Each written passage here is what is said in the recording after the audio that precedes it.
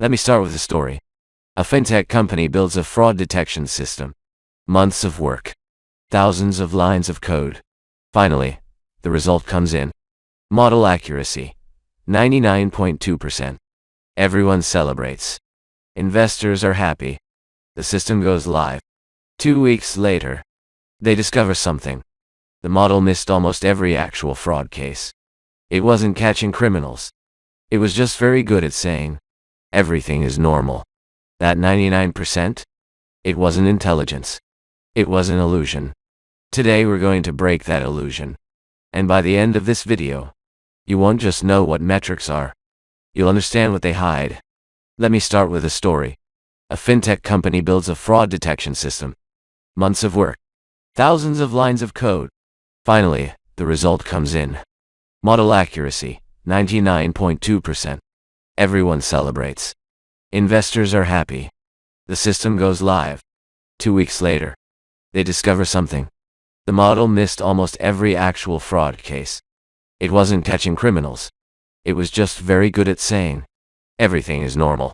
That 99%? It wasn't intelligence. It was an illusion. Today, we're going to break that illusion. And by the end of this video, you won't just know what metrics are. You'll understand what they hide. Let's start simple.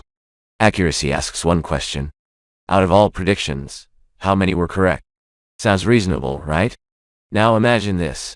You're building a system to detect fires in a forest. Out of 10,000 days, fires happen only 10 times. Your model makes a decision every day, and it learns something very quickly. Most of the time, there is no fire. So it predicts. No fire, every single day. Result? 9,990 correct predictions. 99.9% accuracy. But here's the reality. It failed on the only 10 days that actually mattered.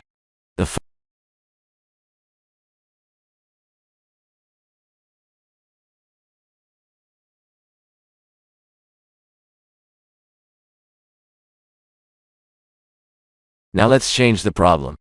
You're building an email spam filter. Every time your model says spam, that email disappears from the user's inbox. Now imagine this happens. An important email arrives. A job offer. A payment confirmation. And your model says, spam. Gone. That's a false positive. And this is where precision matters. Precision asks, when I say something is positive, how often am I right? In this scenario, you don't want the model to be aggressive. You want it to be careful. You want it to say spam only when it's very sure.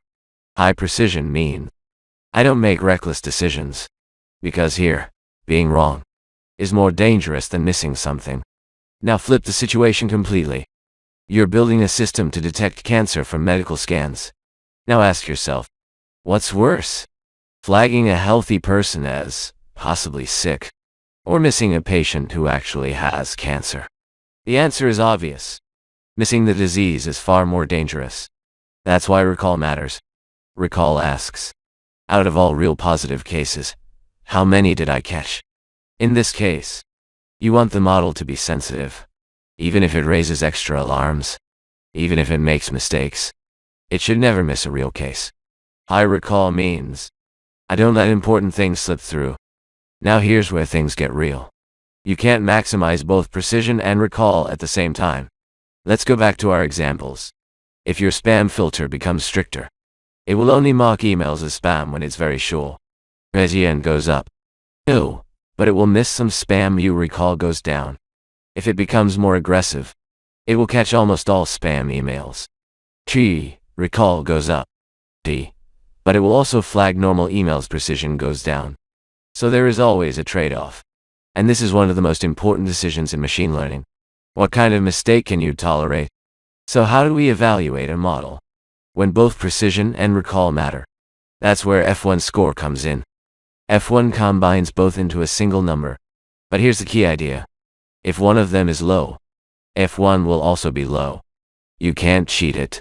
You can't have a model that is amazing at precision and terrible at recall and still get a good F1 score. F1 forces balance. Think of it like this. It rewards models that are not just accurate, but reliably useful. Until now, everything was yes or no. But what if your model predicts numbers? Let's say you're predicting house prices. If your model predicts $300,000 instead of $310,000, that's fine. But if it predicts $300,000 instead of $1 million, that's a serious problem.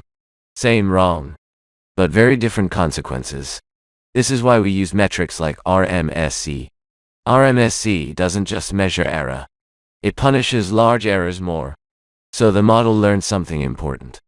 Small mistakes are okay, but big mistakes are not. And in real life, that's exactly how risk works. Here's the most important thing to understand. Metrics are not just evaluation tools. They define behavior. Because whatever you measure, your model will optimize for it. If you optimize accuracy, it may ignore rare but critical cases. If you optimize precision, it may become too silent. If you optimize recall, it may become too noisy. So the real question is not, which metric is best? The real question is, what kind of mistakes can you afford? Because in machine learning, you don't eliminate errors. You choose them.